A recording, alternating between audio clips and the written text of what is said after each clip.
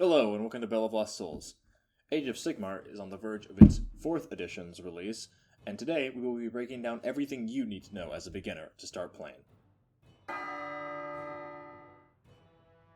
We're going to keep this video short and concise so that you as a new player can understand the very basics of what you need to start playing Age of Sigmar.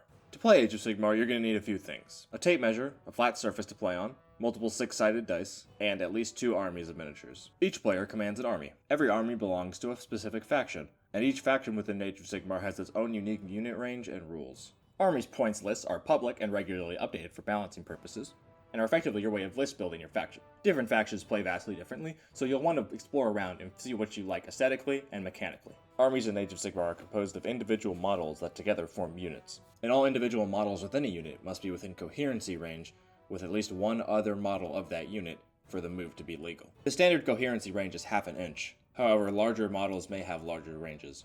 A model's combat range extends 3 inches horizontally outwards in all directions, unobstructed by cover. A unit's combat range is the total sum of all of the model's combat ranges put together. The stats for all units will be contained on that unit's war scroll. For example, here we have the war scroll of a Lord Veritan for the Stormcast Eternals. On the war scroll, you can find this unit's movement range, its health points, its control points, which are its ability to exert control over an objective, its save characteristic, which is effectively its armor, weapons that the unit can use, and any passive and active abilities. A turn in Age of Sigmar is referred to as a battle round. This battle round is composed of 7 phases. Every battle round has an active player. If it is the first round, the player who finished setting up their army first decides who will take the first turn. If not, both players will roll for the ability to decide. Once decided, the active player will go through all 7 phases of their battle sequence. During this time, the non-active player can only use specific abilities for countering. Once complete, the roles switch, and the non-active player goes through all 7 phases of their battle sequence, while the active player can only counter. Active abilities can only be used by your units during the phase that is designated on them. Let's start off with the hero phase. This is typically the phase where most magic is used, and as a result, our Lord Veritan can use the Cleansing Fires ability during this phase. Next up is the movement phase. During the movement phase, you can move, run, or retreat. Only units that are not in combat can move or run. A unit that is in combat can retreat, although this can be costly to a unit. All 3 of these movement phase movements cannot end within combat range of an enemy unit. An important rule for Age of Sigmar is the rule of ones. Per phase of the battle sequence, you can only use one ability. For example, during the movement phase, you can only move, run, or retreat. Additionally, retreat, run, and charge are mutually exclusive. Next up is the shooting phase, during which you can do one thing, shoot. This is the phase where you get to sort all of your ranged attacks. Next up we have the charge phase, during which you can charge. This is effectively the run movement, however it allows you to end up within range of enemies. And finally, with all movement sorted, we enter the combat phase. The very first thing you do in the combat phase, besides the fight ability, is use any combat phase abilities. Unlike other abilities, these abilities must be done before fighting. Any unit that is in the combat range of an enemy can now engage that enemy. This allows you to now resolve combat attacks against the target unit. When you declare an attack ability for a unit, you must pick a target for its attacks. This is where the war scroll comes important, as the number of attacks a unit can perform is limited by the number of attacks specified on the weapon. Units are assumed to attack with all weapons in their arsenal, unless specified otherwise. If a unit is in combat, it can only target units that are in combat with it. You can split up the number of attacks however you please. The attack phase is broken up into 4 phases: hit roll, wound roll, save roll, and determine damage. The hit roll is based off of a weapon's hit characteristic, and if scored successfully, lands a hit. The wound roll is based off the weapon's wound characteristic, and determines whether or not a hit wounds the target. The save roll is based off the save characteristic of the targeted unit and is rolled by the enemy commander. If successful, the wound is cancelled. Finally, when all is done, however many unsaved wound rolls were successful inflicts damage onto that unit. This adds to the temporary damage pool of the unit, and if the unit's temporary damage pool reaches its health, it is slain. Unmodified hit rolls of 1 are always a fail, and unmodified hit rolls of 6 are always a critical hit. Critical hits have no effects on their own, but can trigger special effects based on a weapon's ability. Unmodified wound rolls of 1 are always a fail. Unmodified save rolls of 1 always fail. The active player starts out by choosing one eligible unit to fight. After engaging in the fight, it alternates to the non-active player, who then chooses one of their eligible units to fight an enemy. All units that are in combat must use the fight ability. This continues until all eligible units have fought. Now let's put all this together and show you what a turn would look like. Here we have our Lord Veritan going up against a couple of clan rats. We're going to assume that the Stormcast Eternals are the active players. Notice that the clan rats are within half an inch of each other as they are in a unit. Starting off in the hero phase, we're going to use our Lord Veritan's Cleansing Fire ability. This allows us to select a visible unit within 12 inches. and if rolling a 5 or higher, inflicts 1 mortal damage on the enemy. First, we check the eligibility by checking the range. We see that the unit is 8 inches away, putting it within the 12-inch range. We are asked to make a chanting roll, however, for simplicity, we're going to assume that that roll succeeded. Now we roll 1 die for every model in the unit. We can see we've rolled a 6 and a 4, giving us 1 point of mortal damage on the enemy. Mortal damage is a special type of damage that cannot be countered by saves. As a result, 1 point of damage is inflicted on one of the Skaven models, slaying it, as Skavens only have 1 health. Now we're on to the movement phase. Remember that run, retreat, and charge are mutually exclusive. Since there are no enemy units within 3 inches of its base, this Lord Veritant is currently not in combat range of anything. Because we want to get closer to fight the Skaven, we will use our move ability.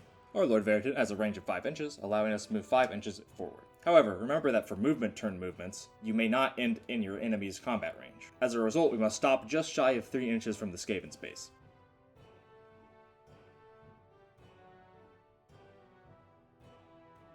Next, onto the shooting phase. Our unit lacks any ranged weapons, and thus we will be moving on. Next, onto the charge phase. Remember that this is mutually exclusive with the run and retreat ability. Since we've only moved, however, we are free to charge into range of the Skaven. For the charge, you roll 2d6 to determine how many inches your unit can move. We rolled 5 inches, however, because we already moved close to the Skaven, this should not be a problem. Units that are charging must end within half an inch of an enemy unit. So, using our 5 inches of movement, we advance onto the Skaven. Finally, onto the fight phase. The active player now selects any eligible unit for combat. So we will select our Lord Veritant. Before the fighting starts, any models within your unit can do a pylon move. This is more relevant for multi-model units, so let's give our Veritant a friend. Pylon movements allow you to move up to 3 inches towards an enemy unit. A model must always end its pylon movement closer to the enemy than before.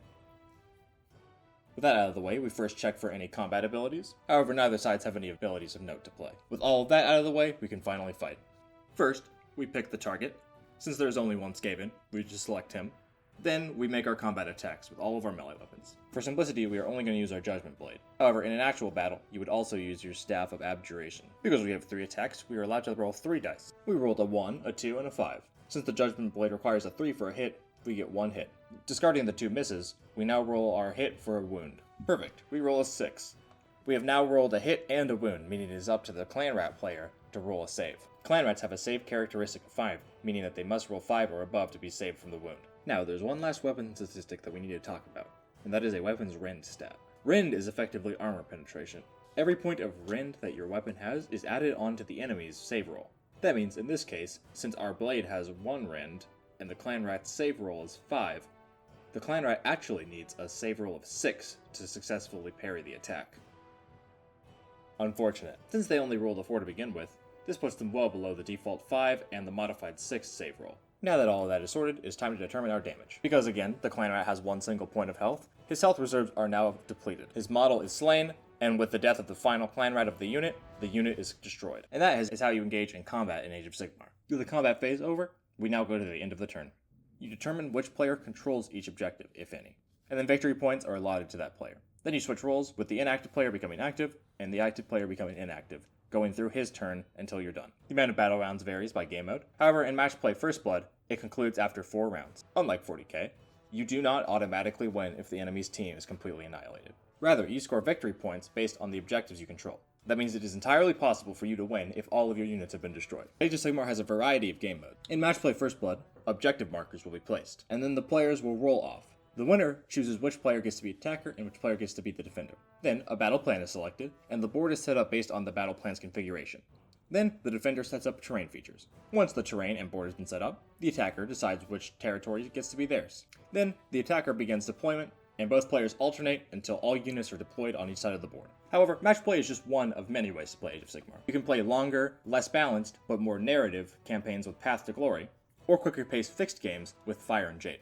In addition, although we covered all of the core rules and some of the advanced rules, Age of Sigmar has a modular rule system. There's a list of advanced rules, and different battle packs incorporate different advanced rules. And that is how you play Warhammer Age of Sigmar 4th edition. As we've said, certain features such as advanced rules have been omitted for the sake of conciseness.